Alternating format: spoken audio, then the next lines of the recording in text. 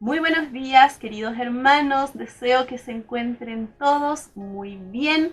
Yo, como siempre, muy contenta y muy agradecida de estar aquí con ustedes.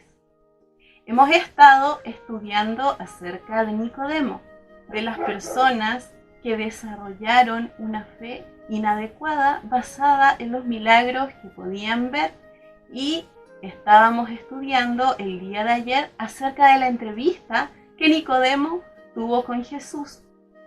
Vamos a leer Juan 3:5, donde dice: respondió Jesús: de cierto te digo que el que no naciere del agua y del Espíritu no puede entrar en el reino de Dios. Sabemos de que Jesús inmediatamente comprometió a Nicodemo con el tema del agua. Sin embargo, pueden surgir varias preguntas. ¿Se estará refiriendo al agua del bautismo? ¿Se estará refiriendo a otra cosa? Los rabinos de la época enseñaban de que los bebés se formaban en el agua que había en el útero de sus madres, y que el agua que se derrama en el momento del nacimiento es el residuo de lo que queda de este proceso de formación del bebé. Supongamos de que Jesús tuviera en mente esta clase de agua. Entonces le está queriendo decir a Nicodemo que para entrar en el reino de Dios vas a necesitar nacer dos veces. Una vez vas a necesitar nacer de manera física de tu mamá, y otra segunda vez vas a tener que nacer, pero por medio del Espíritu Santo. Hay otros argumentos en favor de esta interpretación. Hasta la época de Juan el Bautista solamente se bautizaban las personas que eran gentiles y querían convertirse al judaísmo. De ahí que también sabemos de que el rito del bautismo no era algo desconocido para los judíos de la época.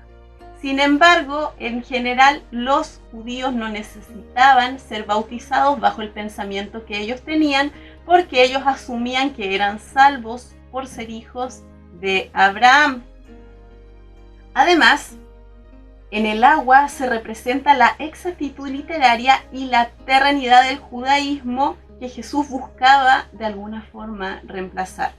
Entender que el agua de la que estamos hablando es el agua del nacimiento, por tanto, continuaría en el tema del reemplazo comenzado en Juan 2, cuando se hizo la conversión del agua en vino.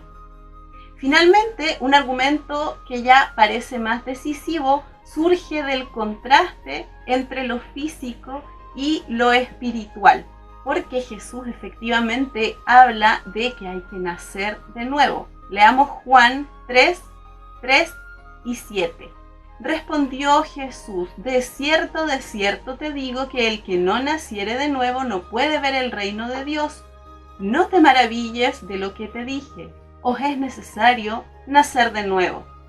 Sin embargo, Jesús intenta siempre llevar todo esto al plano espiritual, y por otro lado, Nicodemo siempre lo lleva hacia la parte carnal. Nicodemo contestó en el versículo 4. Nicodemo le dijo: ¿cómo puede un hombre nacer siendo viejo? ¿Puede acaso entrar por segunda vez en el vientre de su madre y nacer? Jesús entonces contrasta la carne con el espíritu en Juan 3:6 y le dice: lo que es nacido de la carne, carne es, y lo que es nacido del espíritu, espíritu es. Antes de repetir nuevamente el llamado a que debe nacer de nuevo. Si el agua del versículo tiene que ver con el agua del nacimiento físico, se corresponde hábilmente con el énfasis de la carne que encontramos en el versículo 6. Pero también existen argumentos poderosos en favor de que Jesús hablaba efectivamente del bautismo y de forma literal. Aunque el bautismo para los judíos era algo totalmente nuevo, si Nicodemo efectivamente había formado parte de la delegación farisea que continuamente estaba interrogando a Juan el Bautista, fácilmente puede haber captado lo que Jesús le estaba tratando de decir. O sea, Nicodemo, necesitas ser bautizado, ya fuera por Juan Bautista o por los discípulos de Cristo. no solo en agua, sino también en espíritu. El agua y el espíritu están íntimamente relacionados en todas las enseñanzas de Jesús. Leamos Juan 4, 10 al 14, donde dice: respondió Jesús y le dijo: si conocieras el don de Dios y quién es el que te dice, dame de beber, tú le pedirías y él te daría agua viva. La mujer le dijo: Señor, no tienes con qué sacarla y el pozo es hondo. ¿De dónde pues tienes el agua viva? ¿Acaso eres tú mayor que nuestro padre Jacob, que nos dio este pozo, del cual bebieron él, sus hijos y sus ganados? Respondió Jesús y le dijo: cualquiera que bebiere de esta agua volverá a tener sed, mas el que bebiere del agua que yo le daré no tendrá sed jamás, sino que el agua que yo le daré será en él una fuente de agua que salte para vida eterna. La purificación por medio del agua y la purificación por medio del Espíritu Santo constituían conceptos vivos en el trasfondo inclusive del judaísmo del primer siglo.